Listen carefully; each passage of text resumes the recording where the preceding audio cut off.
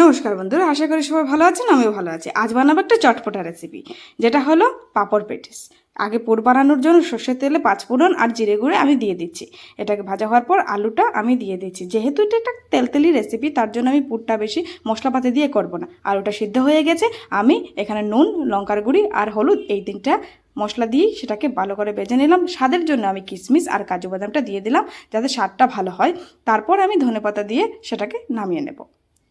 পুরটা বন্ধ করার জন্য আমি একটু ময়দা গুলে রেখে দেব, যেখানে আর কোনো মশলা লাগবে না।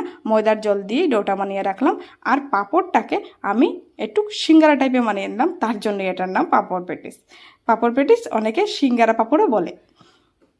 তো দেখুন, আপনাদের পরিমাণ মতো আপনারাও পুরটা ভরে দেবেন। তারপর আমি ময়দার ডোটা যে বানালাম সেটা দিয়ে এটাকে বন্ধ করে দেব। বন্ধ করে দিচ্ছি দেখুন। তারপর আমি তেলে ছেড়ে দিচ্ছি। এটা সন্ধ্যার টিফিন তো বটেই, তারপরও ভাত ডালের সাথে এটা খুব ভালো যায়। তো এটা আপনারা ভাতের সাথেও খেতে পারেন, সন্ধ্যার টিফিনেও যেটা জমে যাবে। তো আপনারা অবশ্যই এটা বাড়িতে ট্রাই করবেন, খুব সুস্বাদু হয়। এবং আমার পাশে থাকবেন। নমস্কার।